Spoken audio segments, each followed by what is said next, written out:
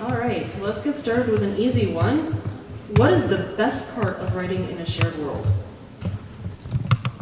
Take that. Go for it. The best part of writing a shared world is that the Bible's already written for you. You don't have to do anywhere near as much in the way of world building and creating your world. You can focus on the characters and the plot of your story. I'm going to point out that that doesn't count if you are the one who is creating the shared world. Okay, you're right. Though I will admit, having other writers add to the world makes the world much richer, and I can play with that as well. Mm-hmm. And I love that part.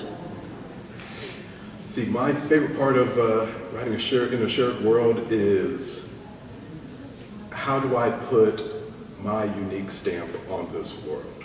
Ooh, nice. Which usually translates into, all right, so let me back up. So I'm a known quantity. If you're coming to me to write a short story for you, I am a known quantity. I do what I do. So when you come to me, I'm saying this as if the people who have solicited me are in this room, but just in case. I'm a known quantity, so I'm always going to approach the story as what is the blackest story I can tell in your universe? I'm always going to approach it that way. Mm-hmm. And for me, that's the fun part. It also can be the challenge, especially because I am playing in someone else's world. It's like, sometimes inadvertently becomes a critique on that world, which has nothing to do with the current project I'm doing right now. So there's that. I guess I like the way it's people just hand you a toy box full of neat things, and you get to take them all out and see what you can do with them. The Lego theory of writing? Yeah. What happens if this guy and this guy get in a fight? That kind of. All right. Any questions from the audience at this point? No? No, you just, yes, Blue. How do you balance creativity with the clearly defined rules of the world? Like if the creator has said, okay, this person has this specific history, this is their background, this is the extent of their powers, whatever. I mean, how can do you feel kind of hamstrung in telling the story you want to tell, knowing that you have to do it within very specific guidelines of that world's creator? Okay, repeating the questions to make sure everybody heard. How do you handle the creativity within the structures and restrictions of the shared world? That's part of the fun. You get to learn whether or not you have enough discipline and enough skill to be able to drag your character out of the toy box without damaging either what you want to do or the toy box. That make sense? Yeah. I'll add to that. For me, I think the constraints are really helpful to a lot of creative projects. When you're told, oh, you can't do that, it just means you have to find a cooler way to do something that does fit. I had a mentor years ago tell me your first 3 ideas are probably bad. And having that constraint is a great way to make sure you don't get too hung up on one of your darlings, and you can have a more cavalier approach to throwing things out and finding something better. I think my mentor said 5. The first 5 ideas are probably garbage. So there is a... Is this recorded? I don't think so. Okay. We'll probably come into a... Although I do see a camera, but I don't see a camera operator. Okay. And I don't see a red light on the camera, so we're probably cool. Well, I'll cover for you. You can just blame me. okay, perfect. Well, actually, I'll give 2 examples, and these shouldn't get me into trouble. So one was me writing in the, Larry Correa's Monster Hunters International universe. So I wrote in that, and again, I've already said how I approach my stories. So that was the mindset I went in there, and I found the one black character in his universe, and I decided I was going to write about that character, which again became the automatic critique. Yeah. of that universe. And so I ended up writing about this character, wrote a nice fun little romp of a story, get it, send it in, and then it was a whole lot of, my main critique notes back were, yeah, so you've attached a lot of personal history to this character that I haven't yet done to that character. So I'm gonna need that toned down because I haven't thought through what that is. And I'm like, okay, that's fair. Which also goes to my little side rule, which is how I approach the balance I find is like, I figure out the story I want to tell, and I balance that against what haven't they talked about in their own universe yet? And that's where I'm going to play, because there are no rules in that area yet, because you haven't defined them yet. So that's where I'm going to concentrate at. And that's what I love about having other writers write in my world, is that, yeah, I'm like, okay, well, I haven't figured out what this character is. Oh, okay, that's what it is. And now it's part of the world. As far as the restrictions go, when I'm not writing in my shared world, when I write outside the shared world, I still have to put those boundaries in, or I can't be creative.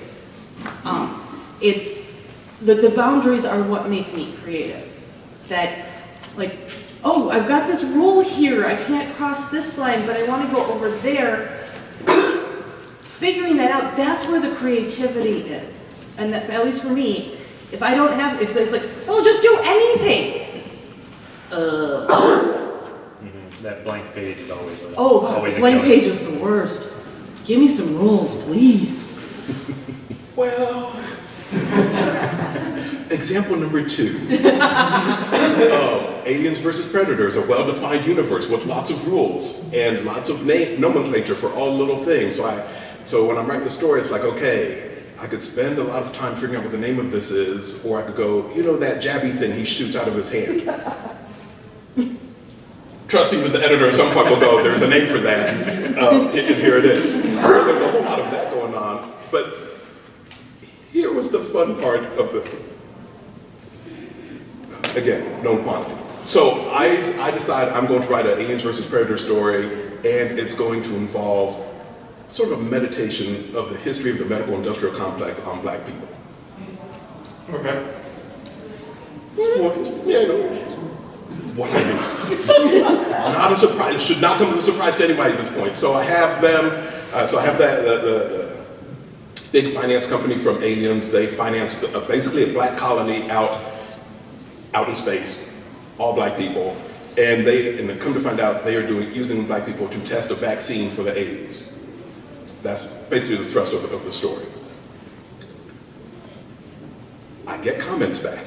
I'm sure. Here's the thing though, the weird part about it, I've taught, because there are also layers of editors on a lot of these properties, which I did not know at the time. I just thought I was dealing with my main editor. Turns out, no, there's the main editor, then there's the higher IP editor, and then sometimes there's the big corporate editor in the sky who can also veto things. And so the big battle we had was whether or not I could use the word vaccine. Corporate didn't want to get involved in a vaccine discussion. So we went back and forth, we compromised on the word treatment, and I'm sitting there going, yeah, but I just said there is a vaccine for aliens. That's now canon, if that flies through. No one says boo about that. So that goes through just fine. It's the treatment. That was the big corporate overlords thing. And then the editor in between, his whole thing was, yeah, I just need more predators fighting stuff. And I'm like, I can give you that. If that's the big controversy, I can give you that. Treatment, predators, I'm in. So yeah, so there's a lot. There's a lot of things you kind of have to balance.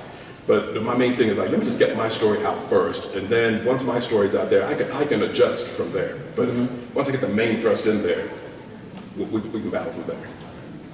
All right. So what's the hardest part about writing in I shared? think we had it. Oh, no, continue, it's fine. I can wait till the end. Okay. I was just going to ask, what's the hardest part of writing in shared worlds? I think Maurice touched on it a little bit, keeping all those details straight. There's usually somebody who's tasked with making sure you know the right name for the jabby thing. But it can, there's two sides to that are problems. Part of it's just remembering what's there, and then the other part is not reinventing something that's there. We had somebody pitch us relatively recently in our Arkham IP. Arkham Horror is a Lovecraft-inspired thing that we take a lot of liberties with that would make him mad, and I'm happy about that. They pitched an ancient one that was really similar to two we already had that were just kind of mushed together, and so it was, he didn't know about those two, so he pitched a new thing, and it turned into just kind of reinventing the wheel in a way that muddied everything. So you need to know what's there more so you don't step on their toes rather than so you know what to call the jabby thing. Yeah. This guy has a jabby thing on his feet. We should put that in. No, we already have a jabby thing. So for me, working with editors and stuff has rarely been the problem. Because most times my editors are also writers, and so I tend to review that relationship as like we're co-creating this thing, and so they're helping maintain the boundaries and rules as needed for to please their bosses, and then also allowing me room to play. So I'm kind of cool with all that. But at corporate level, that's probably the most difficult thing for me to navigate, because mostly because I do not care about your politics. And they just draw lines in the weirdest places. Like you can't use the word vaccine. It's hard to predict where those. So in I wrote a short story for a Black Panther short story. Don't get me wrong, lifelong dream. I mean, seriously. And I turned in this story. I was really pleased with the story. It was like T'Challa, and it's a long battle with him and his brother, the White Wolf, and it deals with all sorts of politics. It involves China doing a lot of infrastructure work and all the nations surrounding Wakanda in order to gain first strike capabilities on them. I'm just like, I'm really pleased with this story. My editor was really pleased with the story. Marvel had 2 notes. Oh no. The first one is, no one smokes in our stories. And I'm like, every panel White Wolf is in, he has a cigarette. I mean, he is lit up all day. If he's not in costume, there's a cigarette in hand. So that's what I wrote him as. And they're like, no one smokes anymore. I'm like, oh, okay. Look here. The memo came down. I'm like, if this is the line you want to draw, this is an easy fix. All right, no one's saying Scott got it. The second note was, China can't be the villain. Oh yeah. That makes sense. I'm guessing books are printed in China and therefore. Well, apparently that might be a market they're interested in serving, I guess. And so we went back and forth on that, and then our compromise was a Chinese company. I guess we're skipping past all the fact that China's state-owned companies, but again, It's not the government. It's not the government, and that was the compromise. And I'm like, okay. So again, navigating weird corporate politics for me has always been where I bounce. I'm so glad I don't deal with corporate. Yeah, it's much more fun when you get to pull the strings. One of the things that you have to be able to do when you're managing a shared world is you have to be able to keep people from bumping into each other. And you also have to keep the universe expanding. One of the things in the 1632 universe that we kept having trouble with was we got an awful lot of good old white boy writing about good old white boys. And we didn't want that. This is a world, for crying out loud. It's a whole earth. We wanted people writing about black people. We wanted people writing about any person of color. We wanted people writing about China. We wanted people writing about Japan. And to a certain extent, we were successful in doing that. Lots of what we did, we had stories appearing in Japan. We had the Japanese colonizing California, Oregon, and Washington. We had lots of stuff going on in South America. And when Eric died, he and I and Griff Barber were working on a whole number of books that were going to happen in West Africa. That was what we talked about. And I actually got the only one of the stories of that are written and published in the Granville Gazette. I'm hoping that eventually it comes back around and we can do that. But you have to keep things open. There were gay people in the 1630s, so we had people write about gay people. There were all kinds of people, and if you only write about white people, it's pretty boring after a while. I have to agree with that. For me, the first shared world that I wrote in, I was not the creator of, and it was all done in anthologies. It was a paranormal romance anthologies. The editor did not have a good grasp of deadline. Oops. And so our winter stories came out in summer because people were late and they didn't get the editing done on time. And it's like, it's not a surprise that that book did not do well, because we're all writing about snowstorms and blizzards while people are going to the beach. I suppose that's one of the advantages of the corporate side, dealing with corporates, is they keep those deadlines. Yeah, but you know, like that whole deadline thing. That was one of the things that I learned. Is like, yeah, deadlines are really important, and I have cut writers because they missed deadline. I'm like, oh, sorry, you missed deadline, and your story's not going to be in the book. And yeah, you get, when you have to switch back and forth between that writer and editor thing, you lose friendships. Yeah. But you know, that is probably the hardest part for me is you know, the whole deadlines thing, is that you're working on somebody else's timeline. My solo books, there's nothing other than what I need. Mm-hmm. I do indie publishing, so it's my schedule, and if I miss the deadline, oh well, it'll just come out when it comes out. But when it's the shared world, other people are counting on my books to come out at the right time, and I have to get it. What are the shared worlds that you write in? I wrote in Bowman's Inn. It is now defunct, no longer, and I do believe they took all the books out of print. Oh. It got messy at the end. And then the other one that I write in, the one that I created, is the Hearth and Forge. Also paranormal romance, and it is based on the concept that all of the small gods, i.e. not Islam, Christianity, and Judaism, got together and formed a God's Council, and they take turns spending time on Earth. And right now, Bridget and Bress from the Norse mythology are running a farm-to-table restaurant just outside of Chicago. And it's all of the fun happenings there. Bress has managed to pick himself up a destroyer demon from the beginning of the universe as a servant at the demon's request. And Bridget has adopted Puck from Underhill.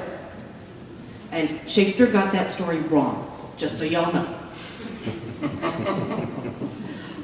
Those are the 4 core characters, but we've now, you know, the world has just gotten huge because, you know, everybody who comes in, they want to bring in their own character, and it is the God's Council. Every god ever written, ever known, can show up. So, yeah, it's a lot of fun. They have things like the Zeus rule. Zeus is, keep it in your pants. They don't want a lot of demigods running around.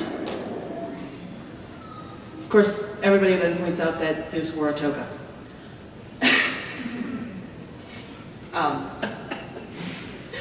Yeah. So yeah, we have there's a number of demigods running around, and all that kind of fun stuff. Most of them trace their lineage to Zeus. Most, but not all. So, yeah, cool. We have a lot of fun with it. Sounds like it. That sounds really cool. All right, any questions? I'll get my questions back up. Green in the back there has it. Green! Could anybody share any feedback that you've received from other writers, like writing in the same continuity as yours, that surprised you or maybe like changed the way that you approach your writing after that? Okay, the question is, have we ever received feedback from other writers that have changed our approach to the writing? Like specifically around like a shared project or a shared universe you both write? Okay, specifically in regards to shared worlds. Yeah.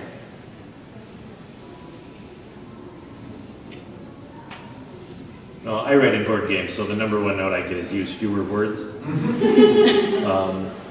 You can only fit so much on a card and have people understand what you're doing. So, not an IP question or a shared world question, but that's probably my most frequent note.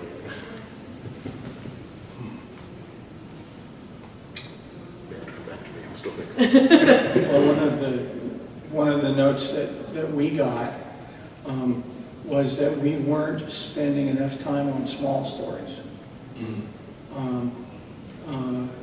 A woman in a kitchen doing something, gets out of the kitchen and does something else because the kitchen is limiting.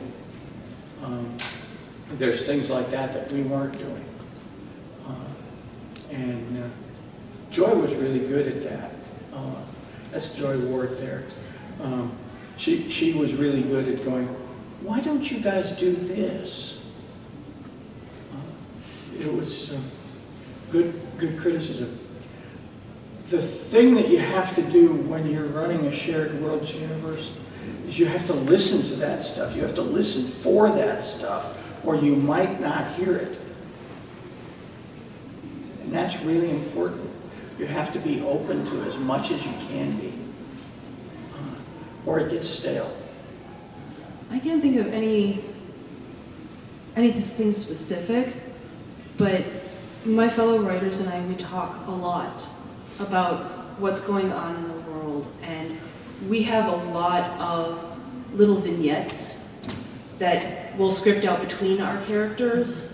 Like, Bridget is my primary character, Bruce is Millie's primary character, and we will have, they never make it into the books, but we will have times when we get on Google Chat or something like that, and we will type out a little scene between Bridget and Bruce, just to help us understand what's going on in the background of the world. Yeah. But the one that actually made it into the books, the one bit of it, I won't call it advice, the one bit of feedback that I got was not specifically about the Hearth and Forge, but someone told me you can't write a story about regular cats as a romance story. What, did they have to be five-toed, or? They had to be alien or magical or something. Huh? And I said, hold my beer, and 6 months later, I published Alley Cats. It is two regular old, ordinary cats, one who was born on the street and one who was abandoned by their family, came together in the alley behind the Hearth and Forge, and fell in love. And they had a wonderful relationship. Not sure I've ever met a regular cat. Okay, the weirdness that is cats is regular for cats. Just keep that in mind. That is their norm. Okay, we'll have to let that. But yeah, it's like, I'm like, like the person who told me that kind of slunk off, going, okay, fine, you did it. I think the bit of advice I got, and I've sort of hinted at it, and I have to this back to what Walt was saying, because editors, if you want to have these multicultural worlds, have to be more proactive, or have to be proactive in seeking out the storytellers that they want to tell the stories in these worlds. That's one of the things I preach about working with Walt. But early in my career, this was not the prevailing attitude, we'll just say that. And so I think it was my first shared world, I can't remember which one it was. I know it was a gaming tie-in project. And I was really worried about, because you're a young writer, you don't want to blow this opportunity, you've finally been tapped, and it's just like, how much can I get away with, in this, now it sounds like I'm Captain Bold with all my stuff, but early in the career, not so much. And I distinctly remember what my editor, who's a writing buddy of mine, he's like, you know what, tell your story. And once I just wrapped myself around that, you know what, in the end, let me just tell my story. And that's been the thing that I've carried with me ever since. Is no matter what project I do, I always start with, what is my story? Where am I in this? And I write from there. It's the other. What do you define as a shared world? Like, when do you define this is a shared world versus this just happens to be me putting Iron Man in a cute cafe and now he's a waiter? Were you invited in and did you? Okay, so the question is, how do we define a shared world versus, I'm going to put the word to it, fanfic. So, my definition is, were you invited in, do you get to see the Bible? Anybody have anything to add to that? I'll paraphrase a Supreme Court justice. I'm not sure what the rules are, but I know it when I see it. No, seriously, a shared world universe has rules. The sun comes up in the place it comes up. It doesn't have to come up in the east because it doesn't have to be Earth. But it does have to come up consistently. Physics has to work. If magic is part of the shared world universe, it has to be coherent. It has to be consistent. It has to have a shared history. It's one of the reasons that alternate history is really good for doing shared worlds. Because you can say, okay, at this point, we know what happened before that, because it's history. Here's what's going to happen now. So the difference between, and partly that's the difference between a shared worlds universe and fanfic, to a certain extent. Because fanfic, you can do anything you want with any of the characters. You can make Iron Man gay. You can make Iron Man trans. There's all kinds of things you cannot do in the shared world for good and sufficient reasons. I was just going to add, because if I'm even just doing a collaboration with someone, that's technically we're working in a shared world, right? So so I get the question, and for me, I define the answer of like, well, one, as what was alluded to, am I subject to canon? Do I have to play within the boundaries of canon? Do I impact canon? That's one definition. And the other definition, frankly, is at the end of the day, do I own it? Because if I'm in a shared world, I don't own it at the end of the day. And that has huge implications. In fact, even in telling the story, it has huge implications because a lot of times they're not going to allow you to create new characters. That was like explicit in the Black Panther story. They were like, yeah, you can't create new characters. You can't establish new relationships. Like suddenly T'Challa has an extra child or has a child that we didn't know about. Like I don't get to just do that. But at the same time, and that's corporate, trying to establish those rules. At the same time, there's been stories I've written where I'm just like, oh man, it's a really cool idea. I don't want them to have it. Let me come up with idea number 7 on my list, right? So, and you absolutely have to balance these sort of things out. You do want your story to pop and you want them to really appreciate it, but sometimes you come up with something you're like, oh, do I want to just give that away? What am I going to have to compromise to let that exist in their sandbox? Yes, exactly. So I'll take that for myself. Other questions? On that same note, then, do you guys have characters that you have either sliced off from another universe or have in your universes that existed somewhere else. Okay, the question is, do we have characters who we sliced off from a universe that we worked shared in, or that have existed in other shared worlds? Got it right? Okay. No. That's all redhead. There are definitely like ideas that fit better in other IPs. So you'll like, this is an interesting take over here in the high fantasy Terranon stuff, but there's something about that character that germ of a character that I'm starting to noodle on that fits better over here in this other IP. So I'll just kind of lift that. Oh, I did think of another example. The original answer I had in my head, I probably shouldn't talk about out loud because it's an ongoing thing.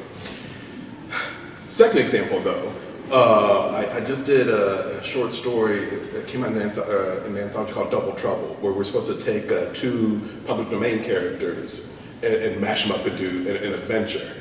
And while I was writing that story, and I chose some obscure public domain characters. Like one of them is from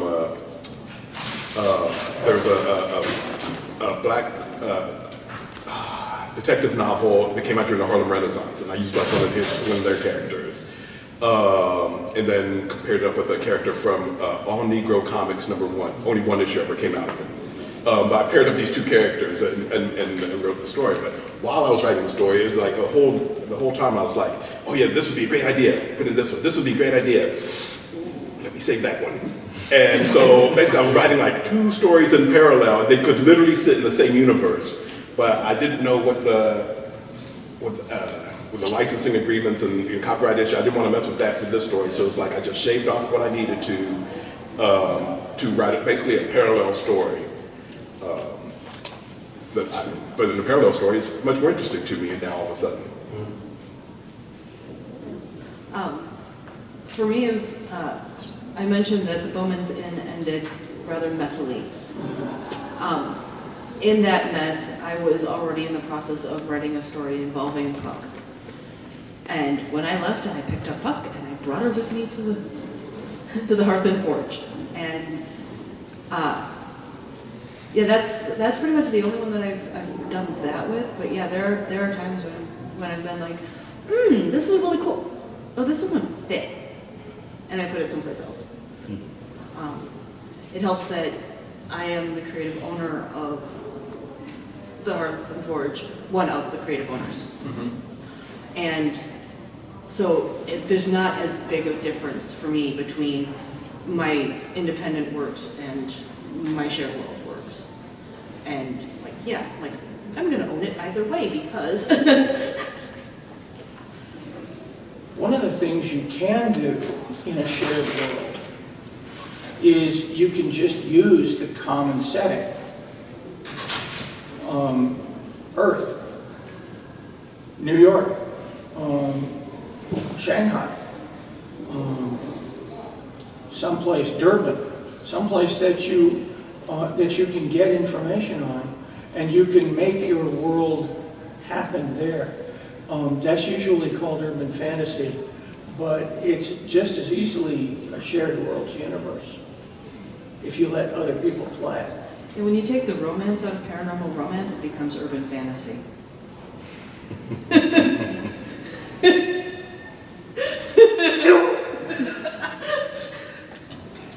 So yeah.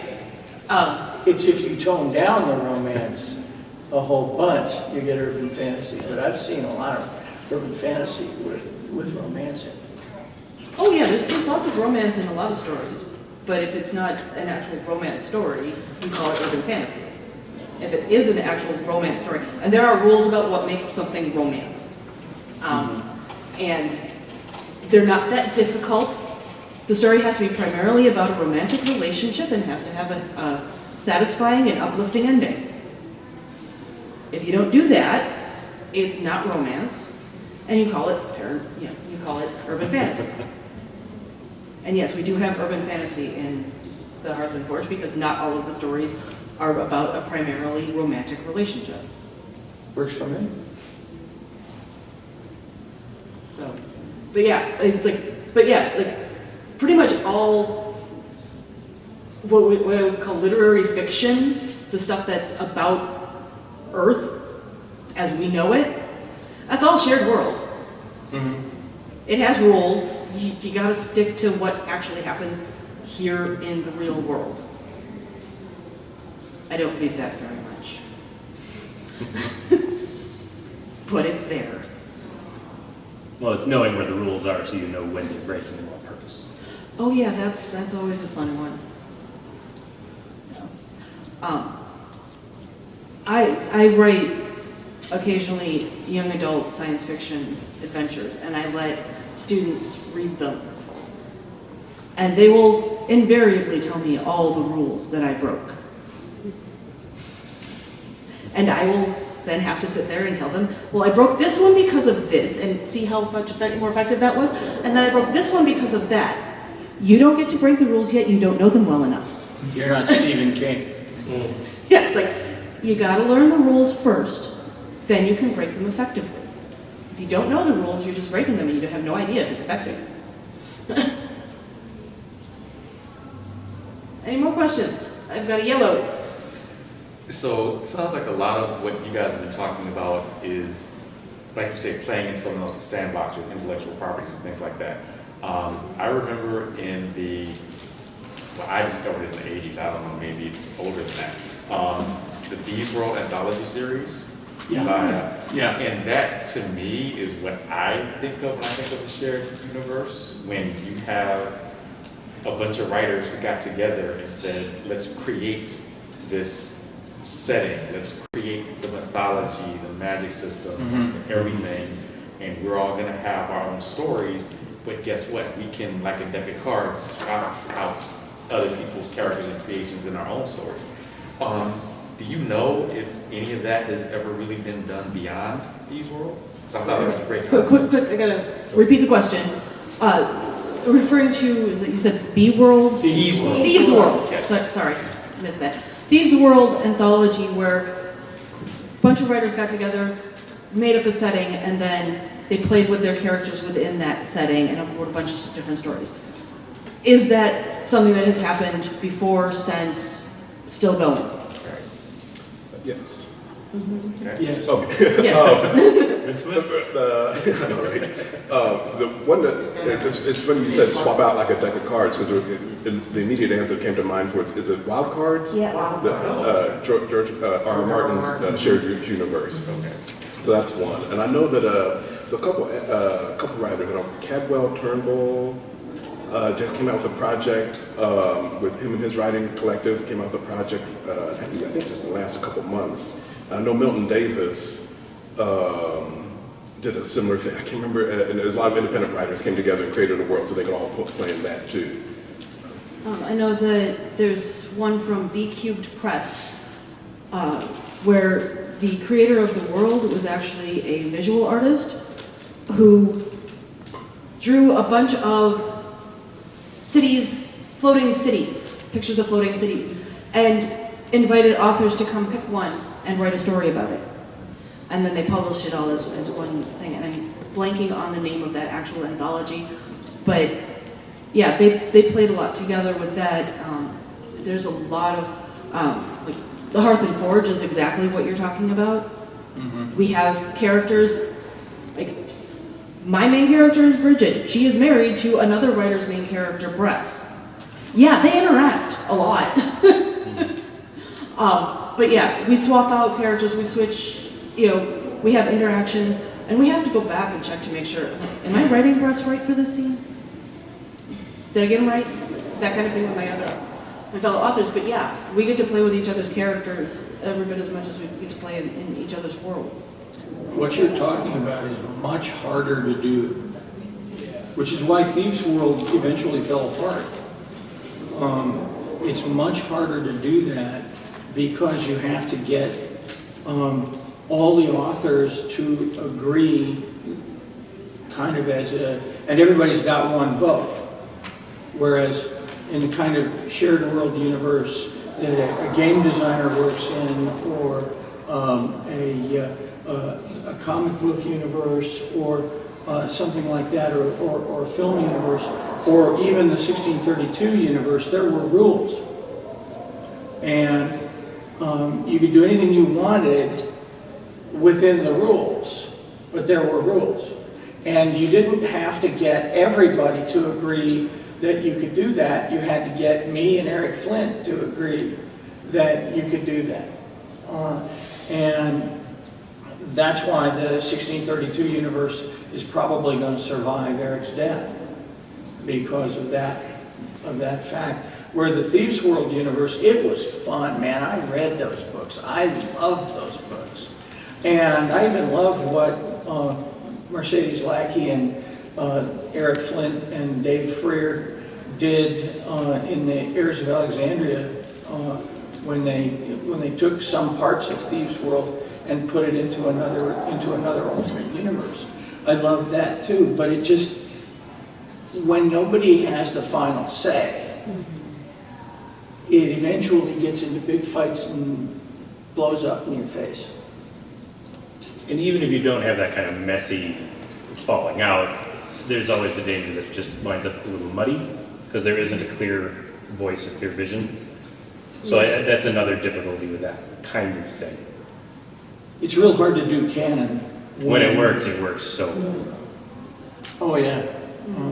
I wish they'd bring the Thieves World universe back into print. Yeah. I'm going to have to see if I can do that.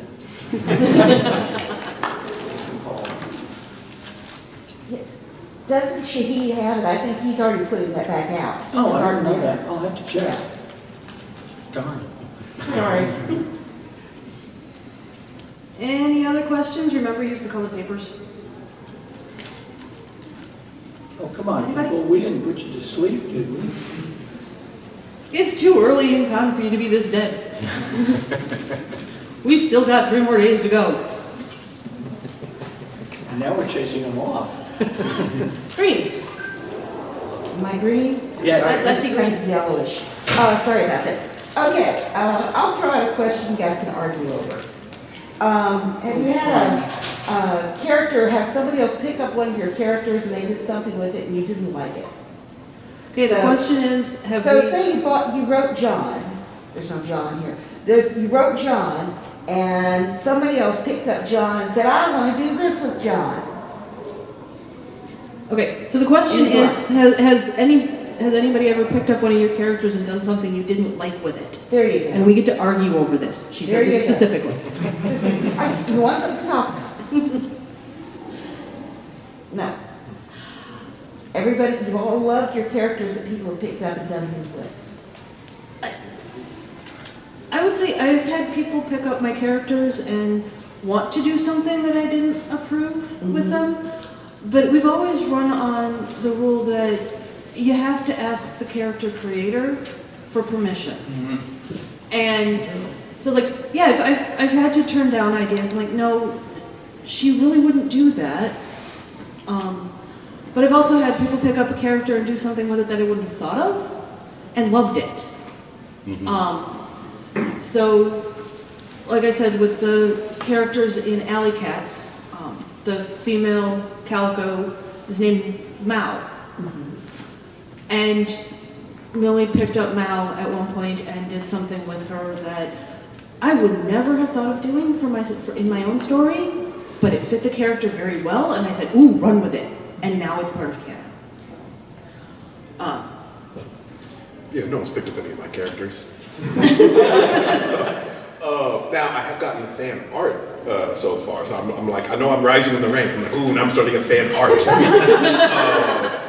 And I'm always excited to see what people do with it, to be honest with you. Yeah. I'm still at that phase where it's just like, no, I'm excited to see that something I've written has impacted someone else to the point where they want to create art based off of it. And if they want to do fan fiction based off of it, I'm just like, hey, go for it. Because it's, for me, once it leaves my pen, or more specifically, once I get the check from the publisher,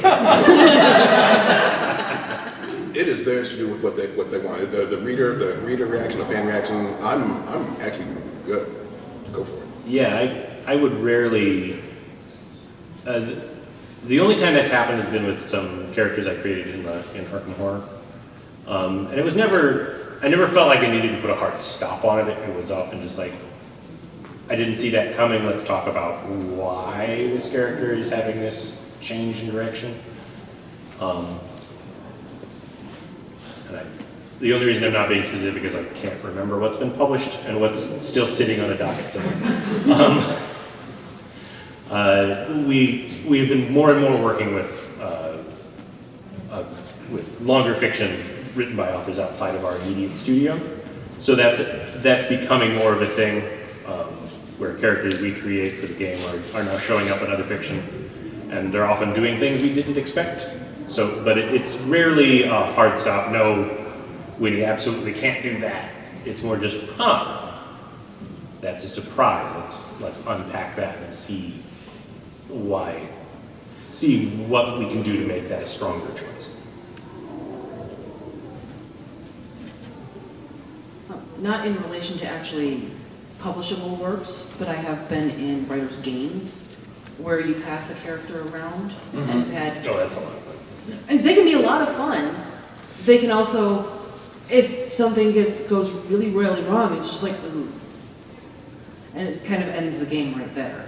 But that was just a writer's game, and you turn over a new page and you start again. It's expectations. You gotta go into it knowing you don't have. Yeah, none of these were even considered to be for anything more than our enjoyment. Right. But yeah, it's like, oh, okay, well that ends that round. But that's the worst that I can think of. This a little thread drift to the idea of fanfic and why some writers refuse to even look at fanfic. Some writers get really angry if you write fanfic. And most of it doesn't have anything to do with jealousy or anything like that. It has to do with they don't want to get sued. There are enough cases of somebody writing some fanfic and then coming up and saying, gee, horrendously successful mega $1 million author, you took my idea and I want $1 bazillion for it. Yeah, I'm still at that come up phase where I'm not quite there yet, but in that equation, all I heard was I would be on the multi-million-dollar end of that. So, sorry, that's where I'm wrestling. Let's hope it doesn't happen to you. Which part? The getting sued part. Oh, okay. As long as we were clear. Okay. Yeah. I will hope the multi-million-dollar part happens. Yeah, you can have all the multi-million-dollar part you want. Right. Me too. I'd love it. The whole thing with fanfic gets really complicated when you start throwing in money and lawsuits. And at that point, it's no longer fanfic. To be truly honest with you, then it's just a money-making scheme. And at least that's my feelings about it. I've never had anybody that I know of write fanfic of my work, so I don't know how I would feel about it. But here's hoping. Well, what we did, we had people writing fanfic in the 1632 universe, and we decided we could either get all nasty and don't do that, or we could just co-opt it and say, here, publish it in this, in this conference on Baines Bar, and we'll help you write it, and we'll make it good, and we'll make it professional, and then we'll pay you money for it. That worked out wonderfully. We had 165 authors. Wow. That's a lot of authors. Yeah, it was. And there are more now, actually. We had 165 writers writing stuff in the 1632 universe. And that's what we did. We took 150 of them made their first published sale to us. Wow. But we don't have any fanfic. That is one way to deal with it. Any more from the audience? Pink, in the back. Maybe along that line, what about the fanfic authors that have actually gone on to write for, like, canon? I know, like in the Stargate Atlantis universe, there were some, like, big name fans that then they dropped off the face of the earth, and then later you found out that they actually started writing, like, the side books for that universe and stuff. So, like, what is that thought of, like, because I know a lot of writers and stuff, they're like, I can't read it because I don't want to get sued, but obviously someone somewhere did to get that person writing fanfic moved into the actual, like, canon universe writing. Okay, so the question is, what do we think of the fanfic authors who somehow become actual canon writers? Isn't that what I did? I think you just answered that question. I'm pretty sure that's what I. And so it's to the point. All right, here's how bad it's gotten now. Now that I've gotten a taste for it. It's like I just went and just randomly did a rewatch of like how many Doctor Who's am I behind on? Doctors. Let me go back and do a complete rewatch. And then I realized as I'm doing this complete rewatch of Doctor Who, like I look down and I'm like, am I literally jotting down notes of what I would do in this universe?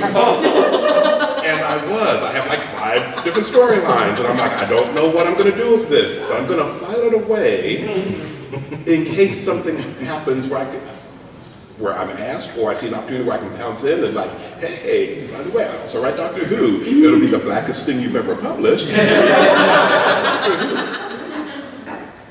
I'd love it. Do it. No, just to your question, Joy and I live about 40 miles from Forks, Washington. If you know what that is. There are no werewolves there. There are no sparkly vampires there. There's a whole bunch of unemployed loggers. Sorry. Yeah, and it's sort of one of those things. Writing fanfic is a really good way to hone your writing skills.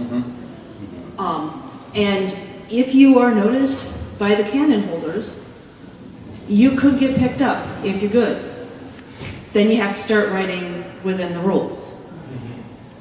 And the reason why those big name fans fall off the face of the earth for a while is because they are having to learn the new skills of staying within canon.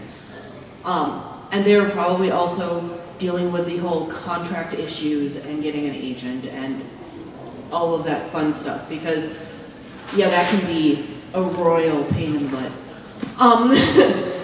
Legal stuff, it's all kinds of fun. But yeah, no, practicing your skills at writing fanfic, it's great. Then you can either branch off and write your own stuff. You could file the serial numbers off and try and say that it's your own stuff. As some have done, and actually rather successfully. Or you could end up writing for the world that you've been writing for. And it's kind of a crapshoot as to how that's going to work. There's a lot of luck involved. There's a lot of skill that nobody knows how to teach involved. So, yeah, it happens. It's great when it does, if it's you. All right, so we are getting close to the end here, 4 minutes left. Any advice for writers wanting to start or work in shared worlds? Yes, I think I got 3 things, hopefully I can do this real quick. So one is, and it's all actually been touched on in the panel. So the first one would be write well. Respect your craft and always concentrate on like, all right, I need to write the best stories possible. So that's always thing number 1. Thing number 2, I believe you touched on, which was hit your deadlines. That's what's going to separate you out from Period. Actually, I remember when I first started. I started off in when I started doing shared world stuff. It was in gaming, and literally the intro after I make direct eye contact with the editor and squeezed out an opportunity out of him, he was just like, "All right, here's your test. Give me 1,500 words on this topic. You have 48 hours." And it has to be, game quality, professional level. You have 48 hours. Can you do that? And I did that. And that became, as you just said, an invaluable skill that can't be taught. You have to just learn how to do it. You have to do that. And, fast forward, 20 years now, it's still impacting me because I'm writing a Black Panther book right now. I'm waiting because at any minute now, Marvel's, literally sometime today, Marvel's going to say, here are our comments. And they are going to say, you have 2 weeks to turn around the edits on this entire novel. And they're corporate. They could care less that I'm at a con. I have 2 weeks to get this done. And so that always comes back to hone your craft, hit your deadlines. And you don't have to sleep or eat either. Right, all that, out the window. And even if you're not in a corporate thing where it's your paycheck writing on it, if you're working with other people, they're waiting on it. Right. So deadlines just help make sure everything keeps moving forward. You're not bottlenecking anybody. You're not the thing slowing anyone down. Probably the best advice for anybody who wants to write in a shared world or anything else for that matter is Ray Bradbury's advice about you have to write 2 million words of crap before you can write anything good. I thought that got inflated to 10 million. Well, I'm sure it's been inflated. Remember, Bradbury died a few years ago. Inflation has run rampant since then. But it doesn't matter what you write. You can write nonfiction, you can write fiction, you can write anything you want as long as you write. And the important thing is to write. You know what they call writers who don't do that? Wannabes. You don't want to be a wannabe. You want to be a writer, you have to write. And the fun corollary to that is if you write, whether you're published or not, you are a writer. Amen. So. And then, Becca, you mentioned that you wrote some conversations back and forth in a chat, and that's a great way to write shared characters. Trade off who's writing what, and you'll really help round out how characters act, how characters talk. Oh yeah, Can't be overestimated. My fellow writers and I, we take on in the chats. I will just be Bridget, and she will just be Bress, or whichever two characters. The other fun one is we also help each other with our non-shared characters. She's having a character that doesn't want to talk to her.